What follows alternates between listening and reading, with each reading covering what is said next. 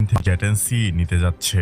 অনেকেই বলছেন যে আমাদের স্কোয়াড্রন গঠিত হয় 16টি ফাইটার জেট দিয়ে, তাহলে 12টি কেন নিচ্ছে? আমাদের তো 16টিতে এক স্কোয়াড্রন হয়, তাহলে 12 সংখ্যাটি তো স্বাভাবিক মনে হচ্ছে না। তো এখন এটার জন্য দুইটা ডিফারেন্ট পার্সপেক্টিভ হতে পারে। প্রথমটি হলো স্কোয়াড্রন একটা ফরমেশন।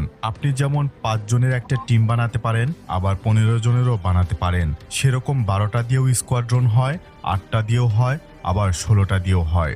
বিমান বাহিনীতে এক এক টাইপ এয়ারক্রাফটের স্কোয়াড্রন সাইজ আলাদা।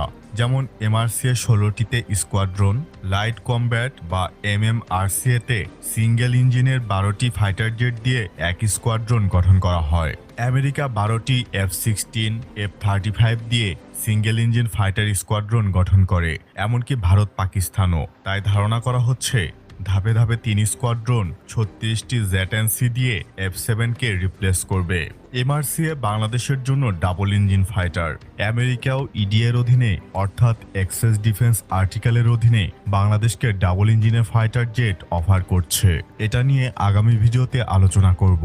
প্রথমে যখন MiG-29 আসে, যদিও তখন এমআরসিএ ছিল না, তখনও 16টি অর্ডার করা হয়। তবে F-7 এর ফ্লিটে 36টি ফাইটার, এর মানে 3 স্কোয়াড্রন, প্রতি স্কোয়াড্রনে 12টি। আর একটা উদাহরণ, বিমান বাহিনী প্রথমে 24টি Yak-130 অর্ডার করতে চায়, এর মানে প্রতি স্কোয়াড্রনে 12টি হিসেব অনুযায়ী ঠিক আছে। তাই মোটামুটি ধারণা করা যাচ্ছে এমআরসিএ প্রজেক্ট সম্পূর্ণ আলাদা এবং জেটেন্সি সবগুলোই F-7 এর রিপ্লেসমেন্ট হিসেবে আসছে। দ্বিতীয় পার্সপেক্টিভ হতে পারে, এটা যদি F-7 এর রিপ্লেসমেন্ট না হয়, সেক্ষেত্রে 12টি জেটেন্সি সিঙ্গেল সিটার কেনা এবং এর সাথে কম্বো প্যাকেজ হিসাবে L-15 অ্যাডভান্স ফাইটার ট্রেনার আসতে পারে, অথবা 12টি জেটেন্সি এর পাশাপাশি 4টি ZF-17 ব্লক 3 ডাবল সিটার নিতে পারে বিমান বাহিনী পাইলট প্রশিক্ষণের জন্য। এর অন্যতম কারণ হলো জেটেন এর ট্রেনার ভার্সন অনেক পুরনো, যেটা জেটেন এর ওপর বেস করা, যা রাশিয়ান ইঞ্জিন ব্যবহার করা হয়েছে। আর জেটেন এর ককপিটও আধুনিক নয় জেটেন সি এর মতো।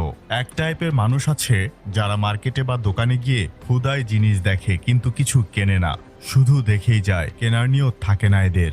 বাংলাদেশ বিমান বাহিনীর হয়েছে সেই অবস্থা। এরা ইউরোফাইটার টাইফুন দেখে আসে, এরা ড্যাজাল্ট রাফালে দেখে আসে, চীনার জেটেন্সি দেখে আসে, পাকিস্তানের ZF-17 থান্ডার দেখে আসে, অথচ আকাশে উড়ায় কতগুলো পুরনো মেশিন, যেগুলো আবার স্কুলের ওপর আশ্রে পড়ে মূল্যবান প্রাণনাশের কারণ হয়। তবে যত যাই হোক, এই সরকার যদি জেটেন্সি এর ক্রয় চুক্তি করতে পারে, তাহলে তা হবে পদলেহনকারী রাজনৈতিক দলগুলোর জন্য জুতাপেটা। কারণ 20 বছরেও যারা একটি প্রপার ফাইটার আনতে পারেনি, তাদের নাকে মূলা ঝুলিয়ে অন্তর্বর্তীকালীন সরকার যদি যুদ্ধবিমান কিনতে পারে, তাও 1 বছরের মধ্যে এটি অনেক বড় একটি অ্যাচিভমেন্ট বলা যাবে। আপনার কি মনে হয়? জানিয়ে দেবেন নিচের কমেন্ট বক্সে।